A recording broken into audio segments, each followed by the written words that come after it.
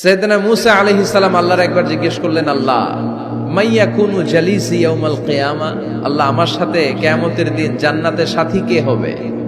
আল্লাহ বললেন, জালিসুকা ফিল জান্নাতি জাজ্জার, তোমার সাথী হবে কিয়ামতের দিন বিচার শেষে জান্নাতে যখন ঢুকবে তোমার সাথী হবে একজন কসাই। কসাই চিনেন? কি করে? গোশত কাটে। সাইয়েদনা মূসা আলাইহিস সালাম অবাক হলেন, ঘটনা কি? কসাই? আমি হইলাম নবী আর আমার সাথে জান্নাতে থাকবে? How come it's possible? এটা কিভাবে সম্ভব? আল্লাহ বললেন, নিজেই দেখে আসো এটা কেমন কসাই। সাইয়েদনা মূসা আলাইহিস সালাম ছদ্মবেশে কসাইয়ের দোকানে দাঁড়িয়ে রইলেন। দেখলেন স্পেশাল বিশেষ কোনো আমল নাই, কসাই শুধু গোশত কাটে, গোশত বিক্রি করে। দিন শেষে দোকান বন্ধ করে প্যাকেটের ভেতরে গোশত নিয়ে বাড়িতে রওনা হয়েছে। বাড়ির ভেতরে ঢুকে যাওয়ার পর সাইয়েদনা মূসা আলাইহিস সালাম ঘরের দরজার কড়া নাড়লেন। কসাই বলে, মান আনতা, তুমি কে? মূসা আলাইহিস সালাম বললেন, আনা মুসাফির, আমি মুসাফির, থাকার জায়গা নেই, আপনি যদি থাকার জায়গা দেন আপনার বাড়িতে থাকবেন। কসাই বলে, আসেন। সাইয়েদনা মূসা আলাইহিস সালাম ঢুকলেন। কসাই বলে, এই ঘরে একটু থাকেন, ওই ঘরে আমার একটু কাজ আছে। মূসা আলাইহিস সালাম বললেন, যান, কাজ সেরে আসেন। মূসা আলাইহিস সালাম খেয়াল করলেন ওই ঘরে মাচার উপর থেকে বয়োবৃদ্ধ এক নারীকে তিনি নামিয়ে গোসল করালেন, টাওয়াল দিয়ে গা মুছিয়ে দিলেন, নতুন জামা পরিয়ে দিলেন। এরপর দোকান থেকে আনা সুন্দর গোশতের টুকরাটারে নিজ হাতে কেটে রান্না করলেন। তারপর রুটি বানালেন আর গোশত আর রুটি হাতে নিয়ে ওই মহিলার মুখে তুলে দিচ্ছেন। মহিলা খাচ্ছে, খায় আর বিড়বিড় করে কি যেন দোয়া পড়ে। সুবহানাল্লাহ পড়বেন না? ওই মহিলাকে খাওয়ানোর পরে কসাই সাইয়েদনা মূসা আলাইহিস সালামকে মেহমান হিসেবে খাবার নিয়ে আসলেন। বললেন, ও পথিক, খাবার খান, সকালবেলা আপনিও চলে যাবেন, আমিও যাব আমার দোকানে, খেয়ে আপনি ঘুমিয়ে পড়েন। মূসা আলাইহিস সালাম বললেন, ততক্ষণ পর্যন্ত তোমার আনা খাবারে আমি হাত দিব না যতক্ষণ না তুমি বলবা ওই মহিলাটাকে। কসাই বলে, হাদিহি উম্মি, এটা আমার মা। হাদিহি উম্মি, এটা আমার মা। এই দুনিয়ায় এই মা ছাড়া আমার কেউ নাই, আমিও ছাড়া আমার মায়ের কেউ নাই। তাই প্রতিদিন দোকানের কাজ শেষ করে গোশত এনে রান্না করে আমার মারে আমি খাওয়াই। হাদিহি উম্মি, এটা আমার জনম দুঃখিনী মা। সাইয়েদনা মূসা আলাইহিস সালাম, বুঝলাম তোমার মা, কিন্তু তুমি যখন রুটি তোমার মায়ের মুখের ভেতরে তুলে দিচ্ছিলে, তোমার মা বিড়বিড় করে কি যেন পড়লো, কি পড়ে তোমার মা? কসাই বলে, আমার মায়ের একটা পাগলা দোয়া আছে। কি দোয়া? আমি জানি কশিন কালো এই দোয়া কবুল হবে না। আবেগের বশবর্তী হয়ে প্রতিদিন আমার মা আমার খেদমতে আমার উপর এত সন্তুষ্ট হয়ে যায়, এত খুশি হয়ে যায়। আমার মা প্রতিদিন বলতে থাকে, আল্লাহুম্মা জাআল ইবনি জালিসা মূসা ইয়াউমাল কিয়ামা। ও আল্লাহ, আমার ছেলের খেদমতে আমি এত সন্তুষ্ট, আমার ছেলের উপর আমি এতটাই রাজি খুশি।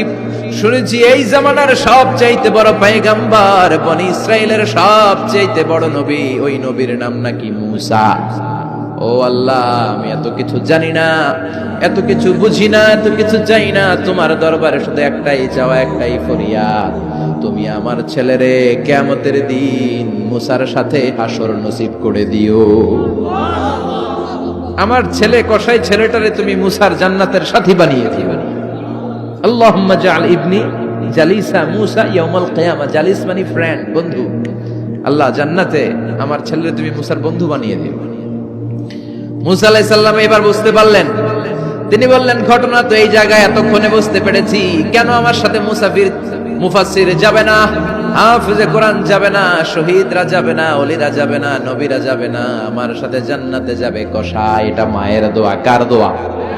মায়ের দোয়ার দরকার আছে না নাই? অনেক পাওয়ারফুল মায়ের দোয়াটা। বুলেট মারলে বুলেট মিস হয়, মায়ের দোয়া মিস হয়। ড্রোন হামলা করলে ড্রোন হামলা মিস হয়ে যেতে পারে, কিন্তু মায়ের দোয়া কশিনকালে মিস হয় না। চিল্লায় বলেন ঠিক কি না? মায়ের দোয়াটাও কবুল, বদদোয়াও কবুল। ভয়ঙ্কর কিন্তু। মা দোয়া করলে কবুল হয়, কিন্তু বদদোয়া করলে কবুল হয় না। এরকম হলে it was not a big deal, এটা বড় সমস্যা ছিল না। কিন্তু দোয়া করলেও যেমনি কবুল, বদদোয়াটাও কবুল। এজন্য খবর আছে না নাই? এক একটা মায়ের এক একটা বেবি জন্ম দিতে কষ্ট হয় না? শুধু কষ্ট, কি পরিমাণে কষ্ট এটা মা জানে, বাবা জানে না। এজন্য বিষ্ণু বলেছেন, মায়ের মর্যাদা বাবার চেয়ে কয় গুণ বেশি। আবার আল্লাহ বলেছেন হামালাতু উম্মুহু, বাবা তোমার পেটে ধরে নাই, পেটে ধরেছে কে? ওয়াহানান আলা ওয়াহান, ব্যথা, কষ্ট, জ্বালা, পেইন বাবা সহ্য করে নাই, করেছে কে? অফিসালহু ফি আমাইন, 2 বছর তোমারে বাবা দুধ খাওয়ায় নাই, দুধ খাওয়ালো কে? মায়ের এক ধারে দুধের দাম, কাটিয়া গায়ের চাম, পাপস বানাইলেও ঋণের শোধ হবে না, এমন দরদি ভাবে কেউ হবে না আমার মাগো, এমন দরদি ভাবে কেউ হবে না আমার মাগো। ঠিক কিনা? বিষ্ণু বললেন লাউ কাতাতা জিলদাক, গায়ের চামড়াগুলো কেটে কেটে রোদে শুকিয়ে যদি মায়ের পায়ের 2টা জুতাও বানিয়ে দাও, ছোটবেলা যে দুধ খেয়েছো সেটার 1 ঢোক দুধের শোধ আদায় হবে না। এজন্য মা যে কি কষ্ট করে, এখানে বেশিরভাগই আমরা নরমাল প্রসেসে পৃথিবীতে এসেছি, তাই না? সিজারিয়ান বেবি খুব কম, থাকলে 1-2টা। নরমাল প্রসেসে একটা বাচ্চাকে ডেলিভারি করতে একটা মায়ের যে কত কষ্ট হয় আপনি কল্পনাই করতে পারবেন না। চিকিৎসা বিজ্ঞান বলে একজন সুস্থ মানুষ, ব্যথার একটা ইউনিট আছে, মাত্রা, ব্যথা মাপার একক, 45 ইউনিট পেইন বা ব্যথা একজন মানুষ সহ্য করতে পারে। ব্যথার তীব্রতা বা মাত্রা যদি 45 ইউনিটের বেশি হয়, যদি ছাড়িয়ে যায়, হয় লোকটা বেহুশ হবে, নয় মরে যাবে। আমার আর আপনার মা যখন আমাদেরকে নরমাল প্রসেসে ডেলিভারি করেছেন, তখন তারা 45 না 57 ইউনিট প্লাস 57 থেকে 60 ইউনিটের পেইনও তারা ছাড়িয়ে গেছে। 57 ইউনিটেরও বেশি ব্যথা তারা সহ্য করেছে, যেটা কোনো অ্যাক্সিডেন্টে আপনার দেহের 206টা হাড্ডি আছে, তো 20টা হাড্ডি একসাথে কোনো অ্যাক্সিডেন্টে ভেঙে গেলে যত ব্যথা তার চেয়েও বেশি ব্যথা। এজন্য মায়ের মনে কষ্ট দেয়া যাবে? মায়ের মনে কষ্ট দিয়ে জীবনে কেউ সফল হতে পারে নাই।